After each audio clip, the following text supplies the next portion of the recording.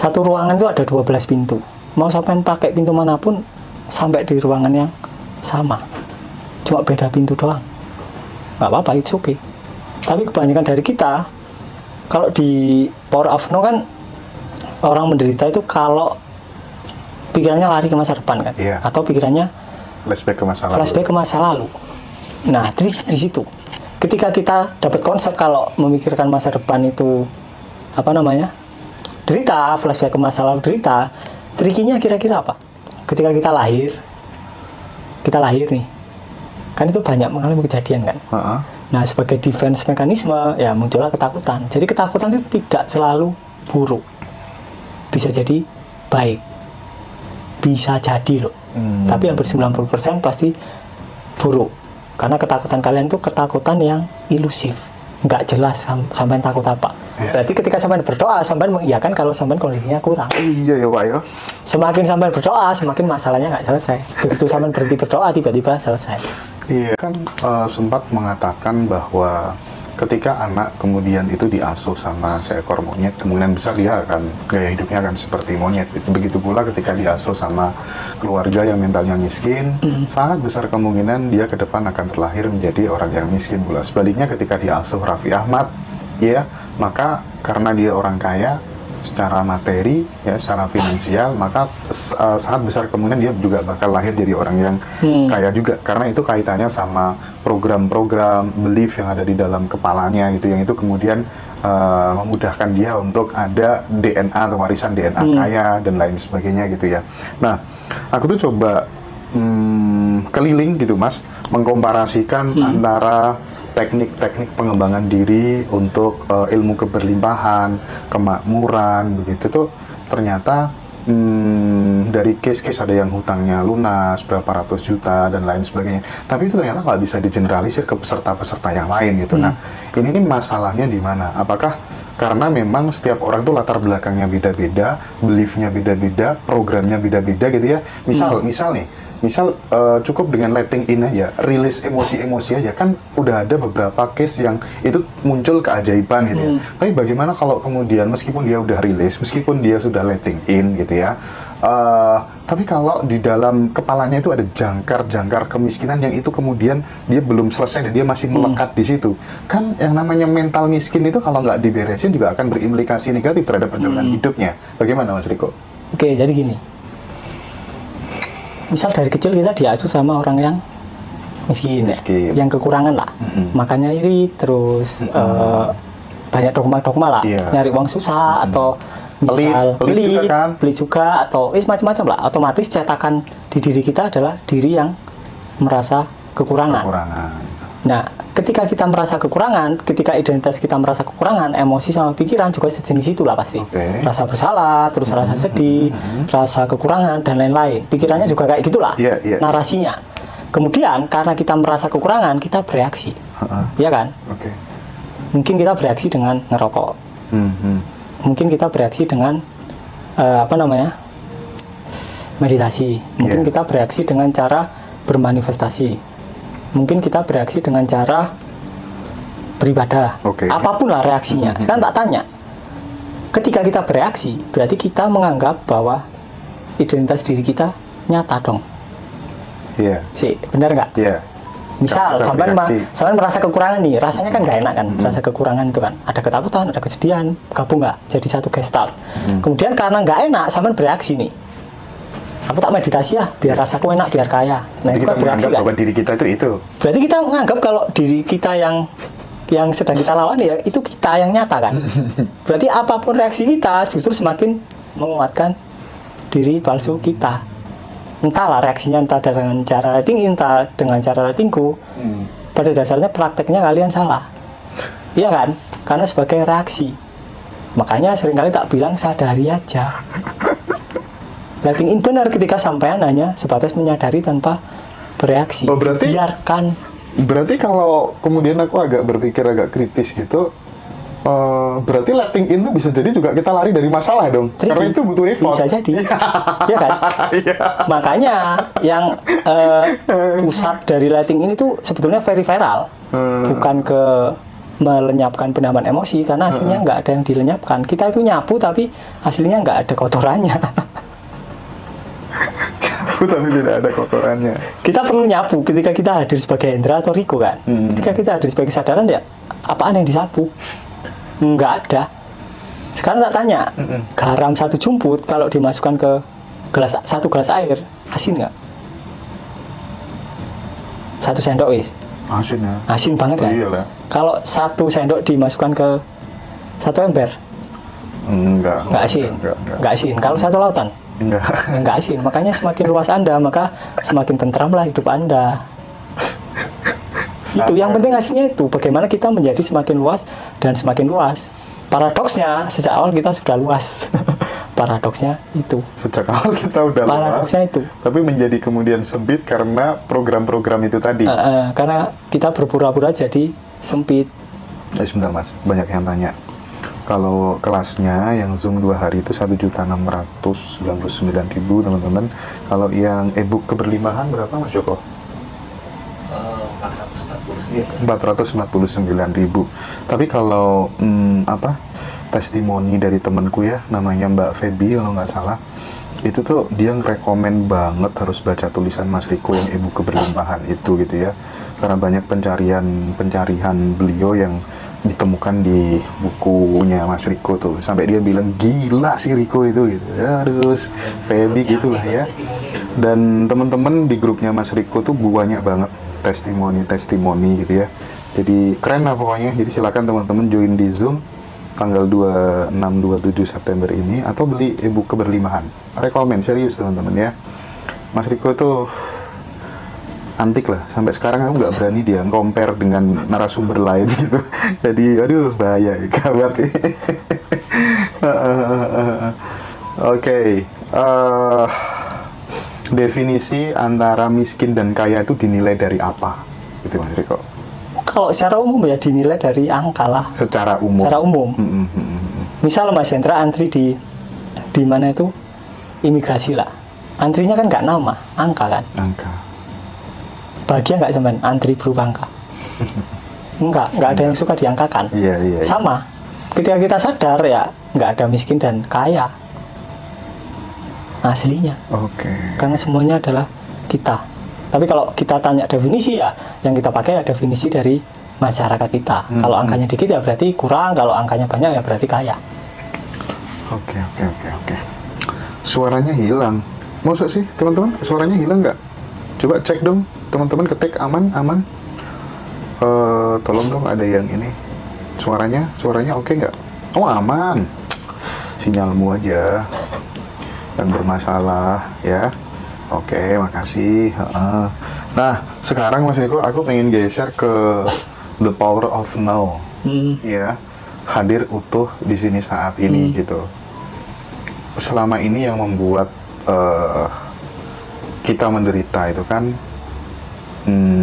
penyesalan di masa lalu dan kekhawatiran di masa yang akan datang, gitu ya Mas Riko ya.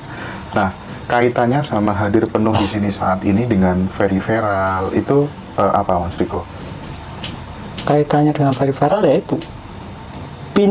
Misal gini, satu ruangan itu ada 12 pintu. Mau sampai pakai pintu manapun sampai di ruangan yang sama. Cuma beda pintu doang. Nggak apa-apa, it's okay. Tapi kebanyakan dari kita, kalau di Power of Now kan orang menderita itu kalau pikirannya lari ke masa depan kan, atau pikirannya flashback ke masa lalu. Nah, triknya di situ. Ketika kita dapat konsep kalau memikirkan masa depan itu derita, flashback ke masa lalu derita, trikinya kira-kira apa?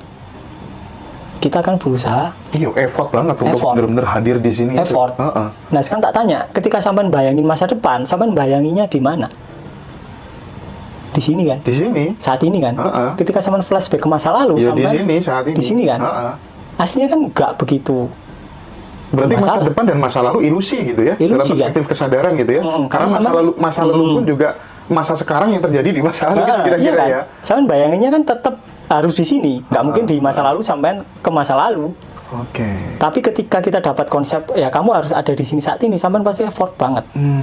Ketika pikiran kita lari ke masa depan, alih-alih sampai menyadari pikiran yang lari, sampai ngelawan, balikin ke sini. Iya ya mas. Ini tambah rame, pasti tambah rame. Trikinya di situ. Makanya penting bagi kita itu, arti dari kesadaran itu adalah kondisi santai.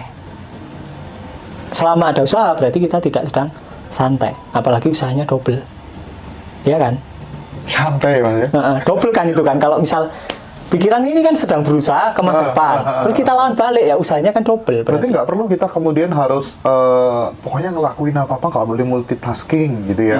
Kadang kan pokoknya makan ya hadir penuh, makan nggak boleh sambil HP-an, nggak boleh sambil nyetir ya nyetir, nggak usah dengerin musik, nggak boleh sambil teleponan segala macam. Itu ketika kemudian kita udah stay di kesadaran very viral, itu nggak perlu konsep kayak gitu. Nggak perlu. Sampai mau makan sambil ngerokok kan, sampai tetap sadar dua-duanya, bisa aja kan, fleksibel kan, expand kan. Iya. Misal sampean apa wis nyetir mobil sama musikan, nah sampean tetap nyetir mobil sambil musikan, sadar semuanya, nggak ada masalah. Seremek kabeh Pak nih carane Pak. Nggak ada masalah kan. Mau sampean misal lah lagi ngomong sama aku sambil rokokan, nggak ada masalah juga. Tapi karena ada dogma dari luar, kalau lagi ngomong sama orang nggak boleh sambil HP-an, nggak boleh sambil rokokan, ya kitanya yang tersinggung. Sampean biasa aja padahal. Kalau sebelum waktu kecil nggak ada dogma sopan santun, ya biasa aja. Sampean nggak akan tertrigger. Tapi kalau secara normatif katanya misalnya kayak anak kecil gitu ngelakuin apa-apa, kalau nggak kemudian dibiasakan fokus gitu ya, misalnya makan ya sambil makan aja, fokus hadir di sini saat makan gitu. Itu katanya nanti kalau besar gampang ke distract gitu. Itu gimana mas dengan konsep itu kan? Sampean gampang ke distract karena terbiasa fokus. Iya kan, overfokus kan. Iya. Contoh gini lah, kondisi fokus itu kondisi apa sih? Kita ke satu objek dong kan. Iya. Berarti kan kita maksain kan. Iya, aku lek krungu arek apa klodak kudu ngantlengi kabeh. Iya kan? Kita ngobrol kan. Iya kan? Kudu tak sapu kabeh. Padahal kan biasa aja kan. Iya. Nah, sekarang tak tanya, kondisi fokus itu gelombang otak kita ada di mana? Beta kan. Beta. Gelombang yang itu sangat sangat aktif. Nah, ketika gelombang beta berarti sistem saraf otonom kita yang aktif apa? Simpatik kan. Sistem untuk bertahan hidup. Kira-kira hormonnya hormon apa? Kortisol sama adrenalin.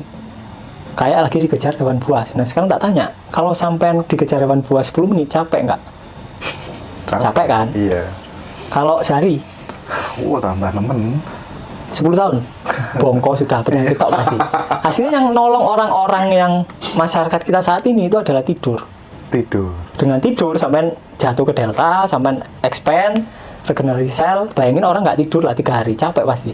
Lebih capekan orang yang nggak tidur daripada orang nggak makan. Tidur mati ya? Mati pasti. Kalau nggak makan 14 hari, kemungkinan masih hidup, asal dia minum. Tapi kalau nggak tidur, gila pasti. Habis gila dia mati. Nah, ketika kalian nggak fokus, tapi fokus ke semuanya, ya otomatis gelombangnya ada di antara alfa theta. Itu. Kita bahas lengkap di itu. Nanti webinar. Di webinar Panjang ya teman-teman ya. Nanti kalau pengen tahu detailnya, silahkan teman-teman join webinar. Tapi memang, tapi kalau menurut Mas Riko komentar terhadap The Power of No itu gimana? Komentar apa? Keajaiban The Power of No, katanya manifestasi menjadi lebih mudah dan lain sebagainya gitu, itu gimana menurut Mas? Benar. Cuma beberapa orang kan tricky kan, salah paham kan. Mereka yang nggak salah paham, kemungkinan dia mengalami apa yang dialami oleh Eckhart. Kira-kira yang dialami Eckhart yang membuat dia tercerahkan apa? Waktu itu kan ceritanya dia diputusin pacarnya, dia di PHK, kemudian dia mengalami malam gelap jiwa. Ketika terlalu gelap, dia sudah lelah untuk melawan, akhirnya dibiarin aja. Hasilnya yang krusial kan fase itunya kan, bukan buku setelahnya, bukan teknik-tekniknya, tapi fase itu. Ketika dia mampu membiarkan emosinya, ya udah selesai. Kalau Eckhart mengatakan sumber masalah adalah karena kita masih di waktu tadi itu, masa depan dan masa lalu itu banget. Ya bisa jadi. Karena ketika kita aslinya bukan di waktu, tapi adalah di identitas kita yang terkait dengan waktu. Identitas kita yang terkait dengan ya waktu. Kan? Identitas kita kan masa lalu kan, cetakan kita dari orang tua. Aslinya yang bikin kita menderita ya identitas kita. Kayak kita ngelihat HP, tapi sudut pandangnya dari belakang, kayak gini lah. Kelihatannya belakang, tapi sampean kan enak lihat dari depan, bagus. Nah, aku ngelihat dari belakang kok jelek kok. Padahal cuma tinggal ganti aja ke posisi Mas Hendra kan. Tapi bisa kita ambil konklusi memang Mas bahwa penderitaan itu memang membutuhkan waktu gitu. Penderitaan itu tidak bisa tidak bisa bertahan di masa saat ini ya nggak kira-kira. Kalau di masa saat ini ya kita kan nggak menderita. Apa yang buat kita menderita? Nggak ada apa-apa. Nggak ada apa-apa. Iya kan? Ya udah ini gitu ya. Yang bikin menderita ya pikiran kita, yang isinya itu konflik. Yang satu pingin kaya, tapi pikiran satunya pingin miskin. Takut kaya. Contoh lah, sampean pingin kaya, tapi sampean takut nggak dapat bansos. Konflik kan? Iya. Atau sampean pingin kaya, tapi sampean takut nggak punya waktu sama keluarga, kan konflik. Nah, gimana caranya menselaraskan konflik itu? Ya diganti identitasnya langsung. Oke, berarti waktu dan pikiran itu sama? Sama. Karena pikiran itu kan menjelaskan pengalaman sebelumnya kan. Misal aku lihat handphone, pikiran ngomong, oh handphonenya bagus. Nah ini kan ngomentari sedetik lalu kan, tentang masa lalu kan. Atau misal kita ngomentari masa depan lah. Masa depan itu apa aslinya? Tracking kita dari masa lalu kita kan. Kalau kita nggak punya masa lalu, kira-kira masa depan ada atau nggak? Nggak ada. Ini bagus. Berarti kalau waktu dan pikiran sama, berarti saya dan saat ini sama dong? Sama. Sama. Cok. Iya. Nah, sekarang tak tanya, sampean pernah ada di selain di sini saat ini nggak? Sebenarnya enggak. Nggak pernah kan? Nggak pernah. Tapi Pikirannya pun itu muncul di sini saat ini. Jadi ya nggak terlalu benar juga kalau kita ngomong pikiran itu ada di masa lalu dan masa depan. Nggak terlalu benar juga. Ketika kita hadir sebagai kesadaran menjadi ruang dari pikiran, ya pikiran ada di sini saat ini. Semuanya di sini saat ini. Trikinya ketika kita berusaha untuk hadir di sini saat ini, tambah bluder pasti. Tapi pikiran tuh sebenarnya bagus, dia sarana gitu. Yang jadi masalah ketika kita mengidentikan diri kita dengan pikiran itu, yang kita kira yang sebenarnya pikiran itu kan. Pikiran tuh bagus. Tergantung identitas kita. Sarana yang indah. Bagaimana orang bisa sadar tanpa punya pikiran gitu kira-kira kan? Tetap sadar. Buktinya sampai tidur nggak ada pikiran sadar. Okay. Sekarang kalau gini, kalau ada orang punya statement gini gimana Mas Riko? Yang bagus itu adalah kesadaran yang mengendalikan pikiran, bukan ego yang mengendalikan pikiran. Itu gimana? Sekarang tak tanya. Itu kayak ombak lautan berusaha mengendalikan ombak. Mengendalikan berarti sampean memaknai kalau lautan sama ombak itu beda. Iya Mas yo. Iya kan? Salah terus. Makanya aslinya nggak ada kata-kata yang cocok. Ya itu pokoknya. Karena pikiran itu adalah gerakan dari kesadaran itu sendiri. Ya kita cuma perlu tahu pikiran mana yang kira-kira gerakannya ini akan mengakibatkan kehidupan yang lebih baik atau lebih buruk. Itu doang. Santai, relax gitu ya. Santai, relax, penuh penerimaan gitu ya. Oke. Bagaimana sih Mas? Kok bisa kemudian manusia itu mengalami muncul sebuah ketakutan itu awalnya dari mana sebenarnya? Ketakutan yang ada dalam diri kita itu. Ketakutan.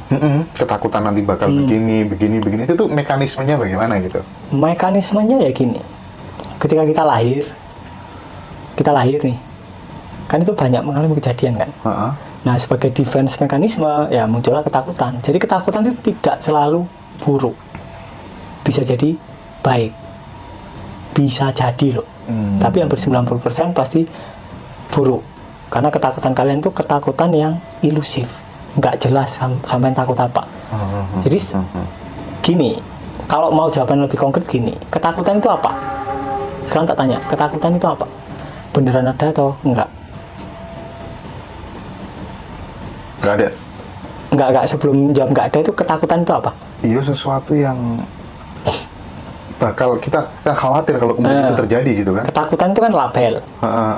Rasanya gimana? Sensasinya? Oh, nggak enak, Mas. Nggak enak kan? Nggak enak. Sekarang tak tanya, sensasinya sedih sama takut sama nggak? Sama sih. Sama. Cuma ceritanya beda.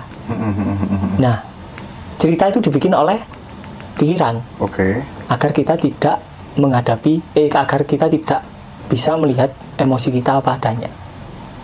Nah, cuma kita biasanya itu lari ke pikiran, ke cerita. Akhirnya kita nggak mengalami emosinya secara total. Makanya pertama, yang paling penting sebelum kalian mengalami emosinya, sebelum kalian menyaksikan emosinya, saksikan pikiran dahulu. Kalau sampean sudah bisa menyaksikan pikiran, baru sampean bisa menyaksikan emosi. Enggak sebelumnya. Kalau sampean langsung loncat berusaha menyaksikan emosi, pasti sampean tersesat di cerita kepala, pasti sudah. Makanya saksikan pikiran terlebih dahulu. Oke. Nah, sekarang ada teman-teman yang tanya, bagaimana Mas Riko caranya mengubah penderitaan menjadi kesadaran? Mengubah penderitaan jadi kesadaran, ya gini. Orang itu mengira pendaman itu kayak air kotor yang di dalam gelas. Kemudian dituangkan air bersih sehingga lama-lama air kotornya hilang diganti air bersih. Padahal enggak. Pendaman itu adalah es batu. Mau sampai tuangi teh sebanyak apapun, yang tumpah itu tehnya, bukan es batunya. Iya kan? Tapi kalau es batunya dibiarin, dia cair sendiri. Jadi pendaman itu es batu. Apa yang dianggap cakra oleh orang-orang itu adalah es batu. Dibiarkan. Dibiarkan. Sangar.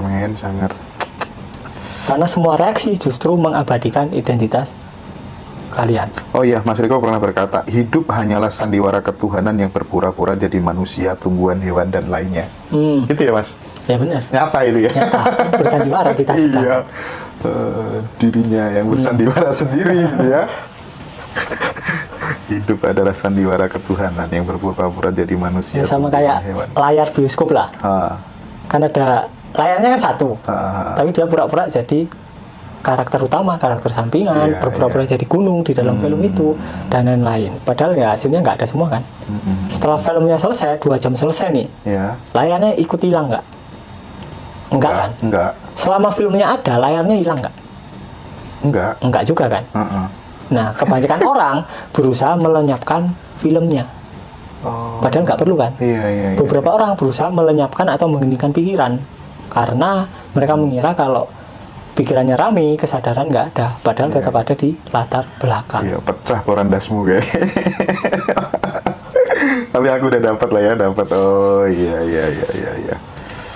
Kesadaran itu layarnya. Iya, latar belakang. Sakit itu alami, tapi penderitaan karena sakit itu pilihan. Benar, Mas ya.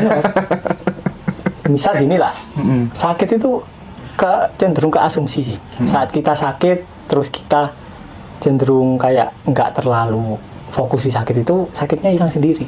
Contohnya lah, bedakan sakit flu sama sakit paru-paru. Kalau sakit flu sama biasa aja, sembuh sendiri. Meskipun nggak sampai kasih obat itu sembuh sendiri. Sama, ketika sampai sakit paru-paru, sampai fokus ke sakitnya tambah parah.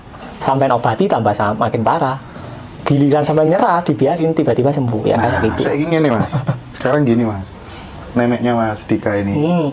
Batuk itu Mas sudah hampir 5 bulan atau berapa gitu ya, tapi kita mau ngasih tahu gimana ya namanya SDM itu kan orang kan beda-beda gitu ya. Tapi yang dikata kemudian itu ibunya Mas Riko, ya diobatin apa aja belum sembuh-sembuh itu batuk, itu apalagi kalau pas malam hari gitu. Itu gimana Mas kalau udah seperti itu Mas? Oh, udah ngalami itu. Iya, gimana? Dulu waktu operasi kanker payudara kan itu gagal kan, biopsi ternyata masih ada. Terus aku disuruh jenguk, alah bu, paling dek wong sakit lek gak waras yo mati. Tanya lah Om Joko itu. Beneran tak gituin? Iya. Nah, karena digituin ya aku ngeflow aja kan jawabnya. Aku tak sadari dulu, terus ngeflow aja loh, kok keluarnya gini, oh ya udah tak biarin. Nah, dari kata-kata itu beliau merenung. Oh iya, loro paling gak yo mati yo wis. Sehat yo, aslinya ya bodoh aja. Nah, setelah itu nggak jadi operasi, sembuh tiba-tiba, nggak tahu gimana caranya. Berarti kalau kita ngasih tahu itu dikasih tahu gimana Mas intinya? Yang penting itu ini, keinginan kita untuk ngasih tahu itu disadari terlebih dahulu. Kenapa kok kita ingin ngasih tahu mama kita? Why? Pasti ada sponsornya kan, mungkin kita takut ditinggalkan atau karena kita mungkin pengennya kasihan ya, udah dulu udah ngomong kita dari kecil, terus masuk kok sekarang sakit kita nggak bisa memberikan kontribusi apa-apa, kayak gitu-gitu. Nah itu perlu disadari. Itu kan cuma alasan pikiran kan, nanti alasan sebenarnya sampean akan nemu sendiri. Dan tiap orang beda. Ketika itu sudah ketemu, sudah disadari, nanti ngeflow sendiri. Tiap orang akan beda cara ngasih taunya.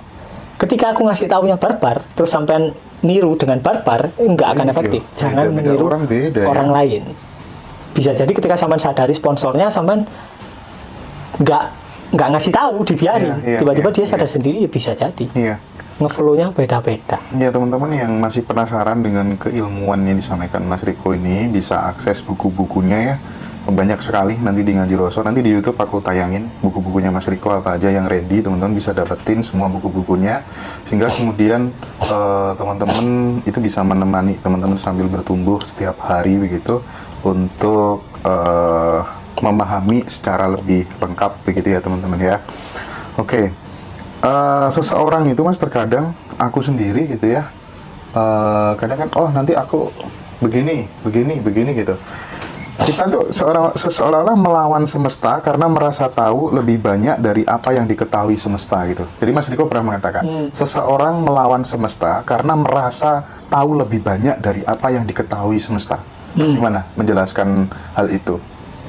Contohnya ginilah, semua apa yang kita lakukan itu kan reaksi kita terhadap pendaman emosi kita kan, reaksi kan. Artinya semua yang rencana kita itu terbatas. Iya kan? Justru malah terbatas. Terbatas kan? Kalau terbatas pasti hasilnya sama kayak sebelumnya. Jadi ada contoh kasus gini lah. Kalau nggak salah ada pemadam kalau nggak salah itu di Slovakia atau di mana itu, aku pernah baca bukunya. Jadi dia mengalami kebakaran hutan dan itu satu regu itu dia bertugas di situ dan nggak ada solusi. Hutannya itu kebakaran semua, terus kita nggak bisa mademin. Sebagai reaksi kita kan lari kan, semua regunya lari. Tapi dia menyadari keinginannya untuk lari.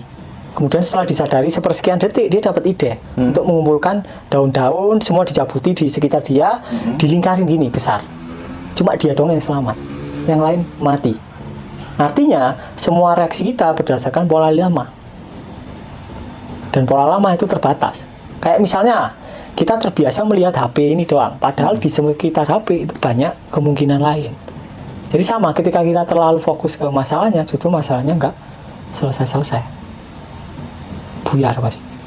Banyak testimoni di tempat itu. Testi apa? Testimoni ketika nggak lari malah selesai. Oh ya, ketika nggak lari malah selesai. Ada yang kasus mana itu yang di bank itu? Ya, di bank. Oh iya, di bank itu Mas Permana.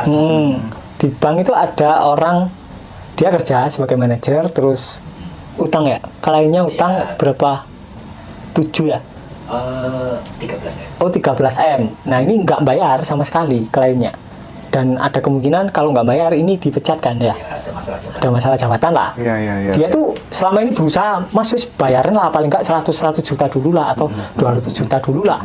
Selama bertahun-tahun dia berusaha. Setelah ikut latihan ya udahlah dia pasrah. Disadari semua rasa nggak nyamannya selang sebulan ya kalau nggak salah. Selang sebulan kliennya ngelunasi total 13M. Ketika sudah disadari ini otomatis fokusnya nggak fokus lagi. Gampang hasilnya gitu-gitu. Hasilnya gampang. aduh ngeri sip. Beberapa ajaran spiritual kan mengatakan bahwa setiap kepedihan itu hanyalah ilusi, tapi kita hanya menjadikan itu sebagai kepercayaan dan teori, kita tidak segera beranjak untuk mengalaminya sendiri gitu Mas. Iya betul. Ya cuma konsep doang kan. Oh ini ilusi gitu. Terus kalian mau ngapain kalau ini? Tapi aku tuh berencana sih buat teman-teman gitu Mas ya, soal selama ini kan di Ngaji Roso itu kan banyak ya kelas-kelas manifestasi keberlimpahan dan lain sebagainya itu. Nanti termasuk juga dari hasil aku ngobrol sama Mas Riko selama ini dan beberapa teman yang memang dia itu praktik manifestasi dari keilmuan Mas Riko dan semua narasumber terbaik Ngaji Roso yang kelasnya ada mahal-mahal juga banyak, itu rencananya memang mau aku rangkum berdua sama beliau gitu ya, apa tuh namanya itu biar teman-teman nanti yang menengah ke bawah itu Mas bisa tertolong gitu. Jadi nanti ada salah satu keilmuan Mas Riko juga, nggak masalah ya Mas ya? Nggak apa-apa, nggak masalah ya. Justru kan lebih bagus tersebar, nggak masalah. Iya. Jadi itu rencana teman-teman. Jadi nanti teman-teman yang selama ini nggak bisa ikut kelas bisa mengakses nanti dengan biaya yang sangat kita bikin terjangkau gitu ya teman-teman ya. Mas Riko berarti kalau udah sampai di sini, doa yang paling kuat sebenarnya tidak berdoa dong. Nah, sekarang tak tanya, sampai berdoa itu sebagai reaksi dari apa? Reaksi dari kita merasa kurang lengkap, iya, kita kan? merasa kekurangan gitu ya. Berarti ketika sampai berdoa, sampai mengiyakan kalau sampai kondisinya kurang. Iya ya Pak ya. Semakin sampai berdoa, semakin masalahnya nggak selesai. Begitu sampai berhenti berdoa, tiba-tiba selesai. Iya. Bolak-balik pokoknya Mas. Ini apa sih? Cara memperbesar vortex dan selalu dalam kondisi power. Hah? Vortex itu kekosongan. Iya. Void. Vortex itu kayak pusaran atau apa gitu ya. Nah, sekarang tak tanya. Laut perlu membesarkan dirinya. Nah, kalau sama posisinya ombak ya Jadi tsunami Mas. butuh membesarkan, tapi sedari awal kan sampean lautan. Nggak perlu dibesarin. Ketika sampean berusaha membesarkan, berarti sampean semakin menegaskan kalau sampean kecil. Oke. Ya, oke Mas, aku ada satu pertanyaan terakhir Mas. Nanti selanjutnya akan dilanjutkan oleh Kang Mas Rosi. Ya. Mantap. Oke, Mas, di grup itu kan ramai banget setelah teman-teman ikut Zoom, ikut kelasnya Mas Riko, itu kan mesti masuk grup semuanya. Dan intensitas diskusinya, pembelajarannya yang digawangi oleh Mas Riko, Mas Joko, dan Mas Hari itu tuh keren banget. Aku appreciate ya, luar biasa. Bener-bener Mas Riko, Mas Joko kalau bikin acara itu bener-bener tanggung jawab. Tidak kemudian teman-teman selesai habis acara bayar udah enggak teman-teman, serius. Di situ tuh rame banget teman-teman tentang the power of rebahan. Nah, itu filosofinya apa sih Mas? Nah, The power of rebahan itu. kan tak tanya lah. Misal zaman dulu Mas Hendra masih kerja lah misal, terus putus dari pacarnya, sedih kan aslinya kan? Sedih tapi ya Sedih kan? Pak. Misal hari ini lagi sedih lah. Golek mana ya sih? Stoknya kan masih banyak gitu ya. Enggak, maksudnya misal besoknya kerja, tapi sampai lagi sedih nih. Kira-kira sampai pasang wajah sedih nggak kira-kira? Iya lah. Sampai meeting sama bos nih, Enggak produktif lah, gak karu-karuan sampai perasaan. pasang wajah sedih nggak kira-kira? Oh enggak lah. Ketemu bos. Enggak lah. Pasti pasang senyum bahagia dong. Smile eyes, smile. Iya kan? Iya. Berpura-pura kan? Bermuka Kalau ganda. misalnya sampai sekarang natural state-nya itu sedih, sampai ketemu, ya atau enggak lah, natural state-nya sampai lagi marah lah, terus sampai ketemu temennya temen lama mau utang, kira-kira sampai pasang wajah apa kira? Melas nggak kira? Biar nggak diutangi. Iya. Iya kan? Iya. Berarti di keseharian kalian interaksi sama orang sekitar kalian tuh pasang topeng terus. Nah, ketika rebahan topeng-topeng itu pelan-pelan kebuka state aslinya kesibak. Ketika kesibak ya dibiarin. Gitu doang hasilnya. The power of rebahan. Banyak Iya. yang mengalami keajaiban dengan rebahan itu.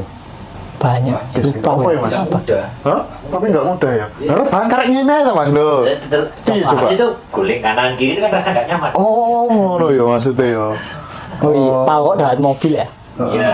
Pawok dapat mobil. Oh, Ada yang keren ya. dapat istri, Rebahan gitu. macam-macam lah. Ada yang rebahan terus bablas, wadah. Gas turun. Ya, teman-teman semua, aku pikir udah cukup dialogku sama Mas Riko, nanti dilanjut sama Mas Rozi. Sekali lagi mengingetin, serius teman-teman bisa join Zoom nanti tanggal 26, 27 September ya. 2 hari itu Zoom-nya, 2 malam ya. Terus kemudian nanti teman-teman akan dibimbing di grup. Yang kedua, teman-teman yang butuh buku-bukunya Mas Riko, silakan japri aja. Di bio TikTok ada kontaknya. Terus, nah itu tuh malam ini aku share di story WA di Roso. Sama di Telegram nanti link untuk ngedapetin ebook keberlimpahan yang sangat direkomendasikan oleh Mbak Feby. Aku juga sangat recommended banget tentang hal itu, tentang ebook keberlimpahan itu ya. Baik, terima kasih banyak Mas Riko, dari saya Sama-sama. cukup ya. Nanti dilanjut sama Mas Rozi. Makasih.